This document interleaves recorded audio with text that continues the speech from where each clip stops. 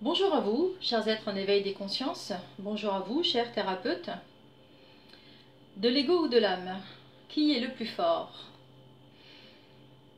En fait, je ne m'attendais pas du tout à ce genre de sujet à traiter, mais il faut bien le constater. Plusieurs expériences menées avec les personnes que je suis m'ont amené forcément à traiter ce sujet. Et globalement, nous allons nous pencher sur la question dans ce sujet. Alors, donner une réponse de but en blanc, de l'un ou de l'autre, qui est le plus fort, eh bien en fait, cela va dépendre. Cela va dépendre de beaucoup de facteurs. Et qui plus est, ça va aussi dépendre de la connexion que l'on va avoir avec les plans subtils et plus purs. Et on va le développer dans ce sujet. De l'âme ou de l'ego, qui est le plus fort? En premier lieu, l'âme permet l'incarnation pour vivre des expériences sur un chemin de vie donné, sur un chemin de vie global, en accord avec un ange gardien qui veille à l'intégrité de ce chemin de vie, à l'intégrité de l'âme pendant tout son séjour incarné.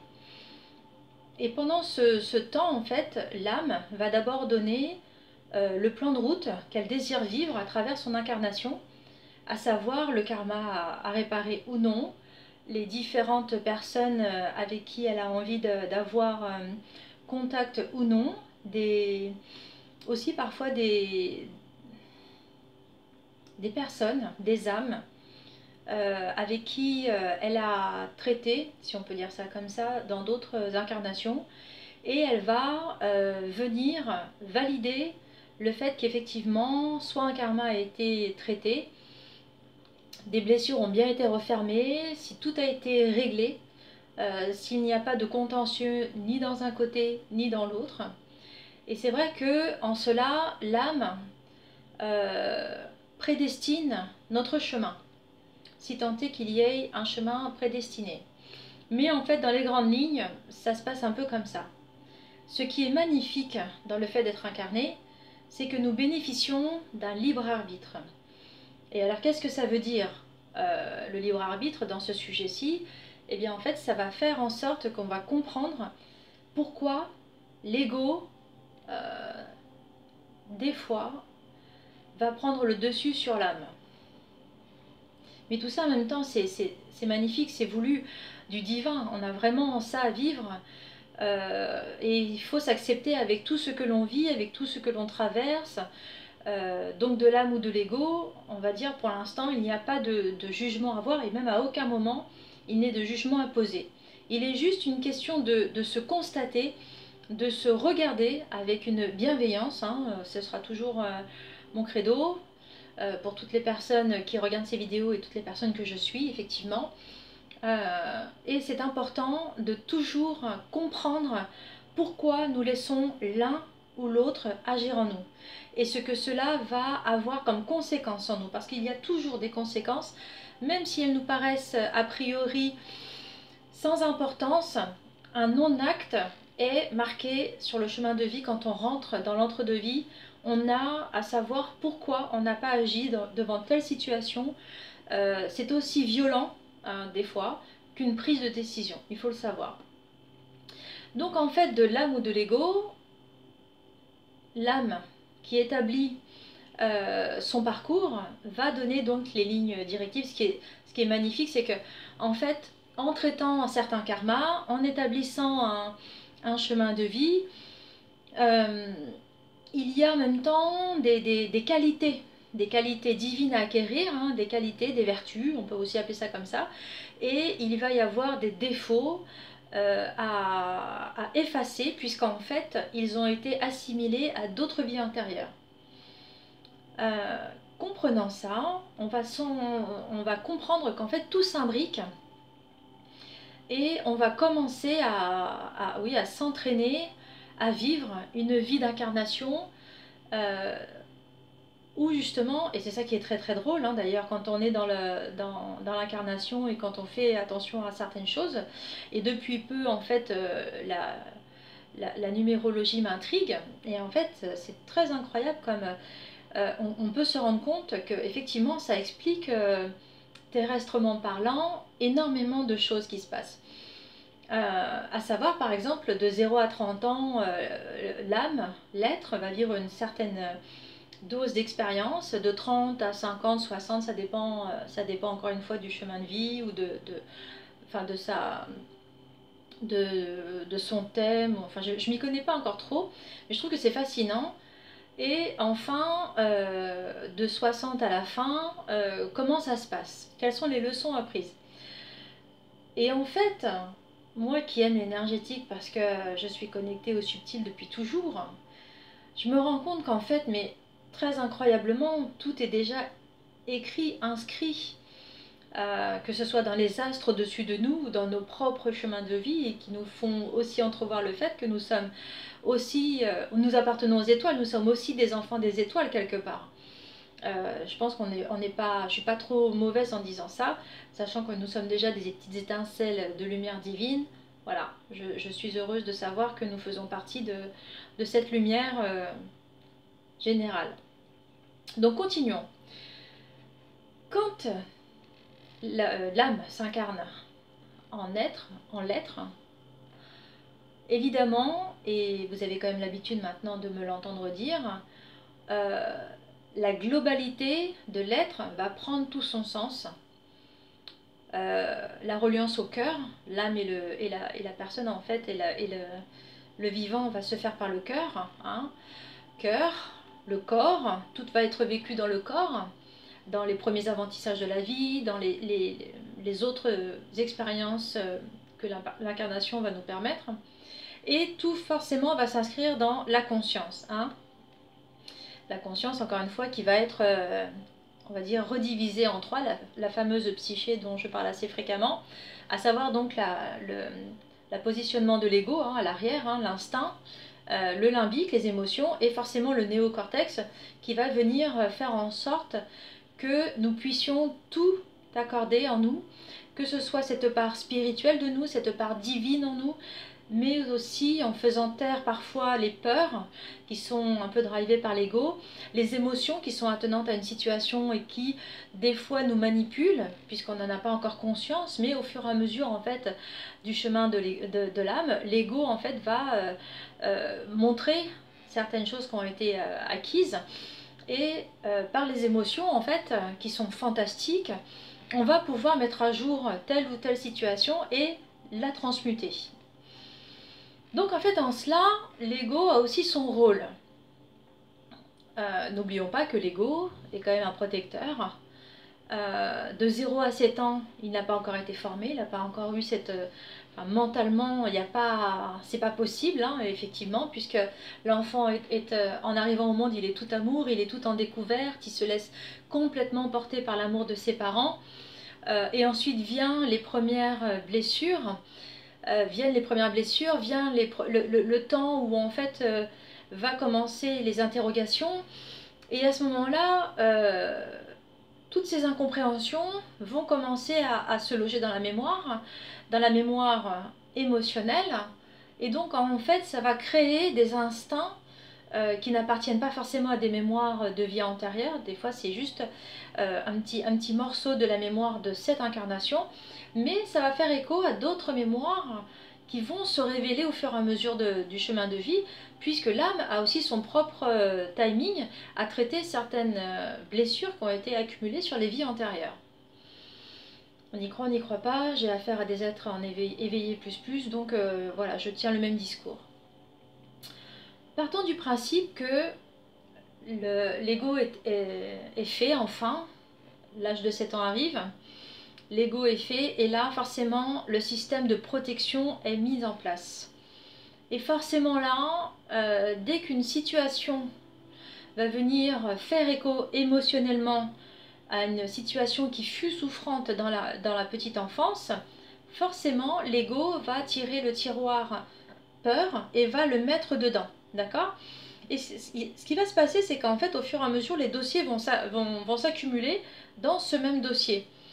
Et quand va venir le moment où l'être va prendre conscience de cet ego, va prendre conscience de sa spiritualité et va commencer à conscientiser qu'il a une âme porteuse de mémoire, mais également porteuse d'infini, à ce moment-là, l'être va, on va dire, engager la guérison des blessures dans un premier temps, mais également une alchimie pour permettre de faire de la place là où avant il y avait quelque chose de souffrant.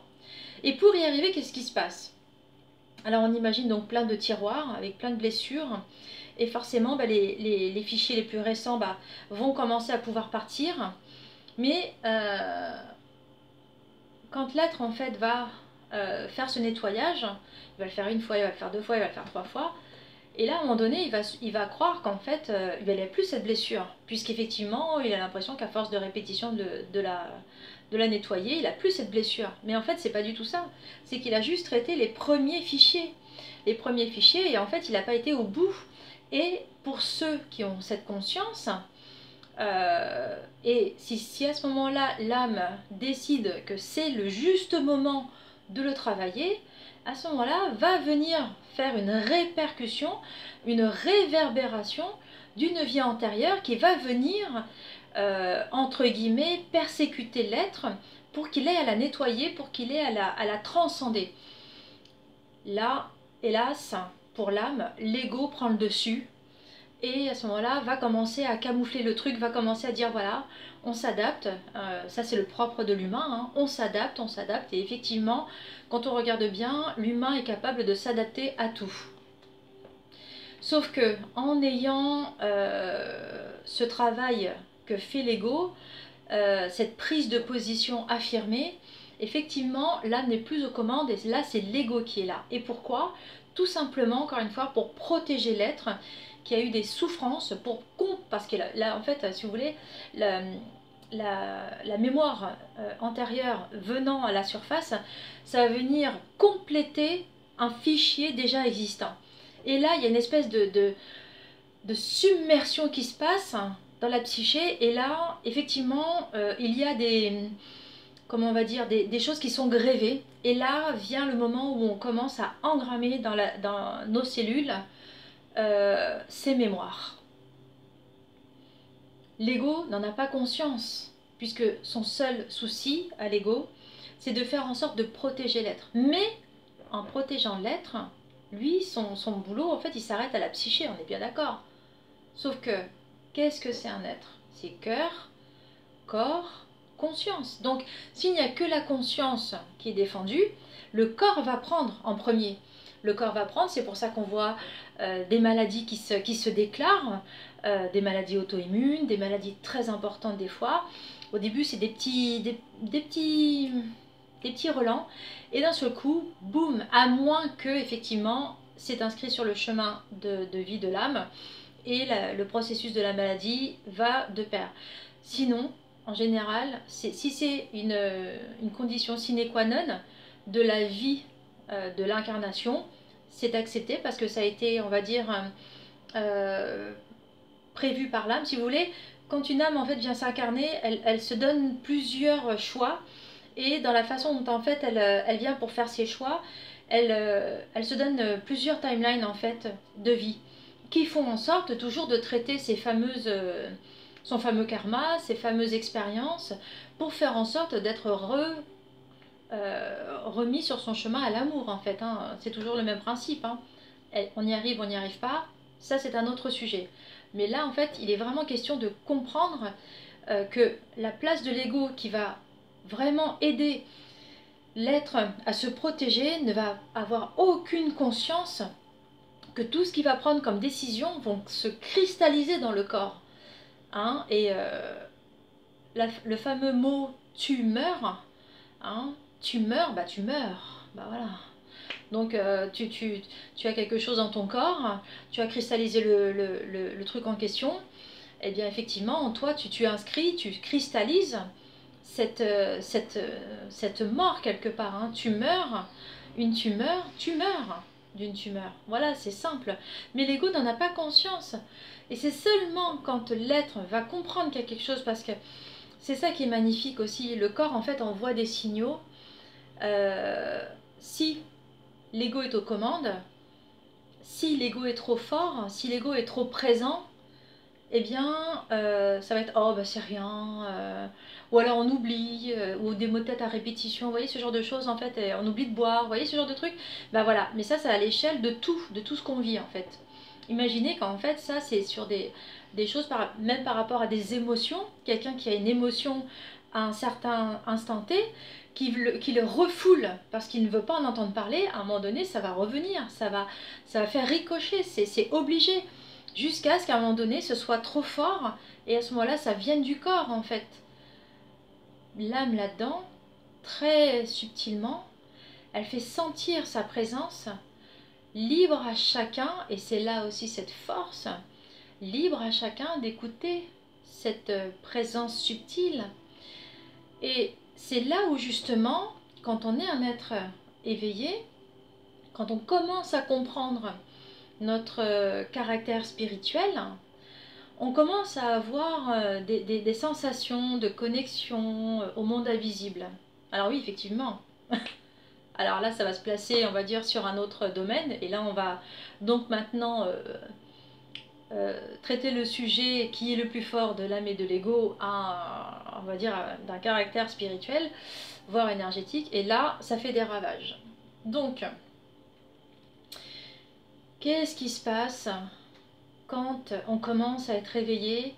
Qu'est-ce qui se passe quand on ressent fabuleusement cette conscience de cet invisible autour de nous, ces sensations nouvelles que nous n'avions pas connues jusque-là dans notre incarnation? Eh bien, en fait, on commence, on va dire, par rapport, là maintenant, en fait, on va se mettre par rapport à la Terre. Donc on imagine la croûte terrestre, et en fait, il y a la première couche, l'astral, la deuxième, l'éther, et donc en fait plus on va, plus on monte, et plus les vibrations sont légères, et plus on est connecté aux entités hautement vibratoires.